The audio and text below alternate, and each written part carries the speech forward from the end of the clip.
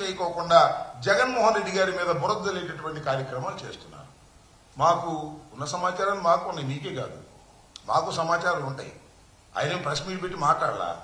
మీరు ఏం మాట్లాడారో మాకు కూడా తెలుసు, మాకు సమాచారం ఉంది. ఏం మాట్లాడారు మీకు తెలుసు కదా.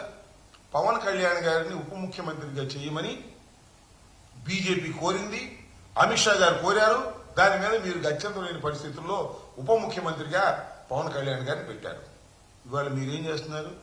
ఉప ముఖ్యమంత్రిగానంట పవన్ కళ్యాణ్ గారు ఒక పక్కన ఉంటే రెండో పక్కన ఆయన కుమారుణ్ణి తెచ్చుకోవాలనే ప్రయత్నం చేస్తున్నారు. మీ ఇష్టం తెచ్చుకొని, మాకేం అభ్యంతరం లేదు. కూటమి ప్రభుత్వం కదా, మీరు తెచ్చుకోవచ్చు. మీరు ఎవరినైనా తెచ్చుకున్నారు ఆయన మంత్రిగా, మీరు ఎవరినైనా తెచ్చుకున్నారు ఆయన మంగళగిరికి.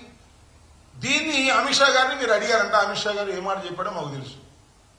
ఏం మాట చెప్పాడు?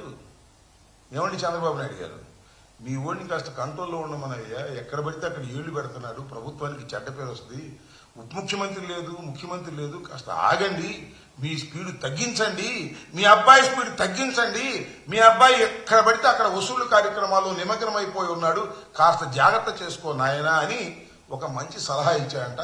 ఆ సలహాని బయటకు రాకోకుండా మీరు ఇవాళ ఇలాంటి పుంకాలు కథలు జగన్మోహన్ రెడ్డి గారి నివాసాల మీద, వాటి మీద, వీటి మీద రాసేటటువంటి ప్రయత్నం చేయడం అనేది ఒక దిగజారిపోయినటువంటి వ్యవహారాలు మీరు చేస్తున్నారు.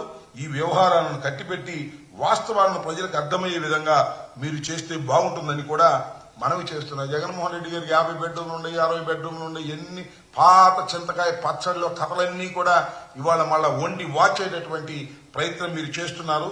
ఇది కరెక్ట్ కాదని కూడా ఈ సందర్భంగా నేను మీ ద్వారా ప్రజలకి, ముఖ్యంగా చంద్రబాబు నాయుడు గారి పార్టీకి కూడా చెప్పదలుచుకున్నాను.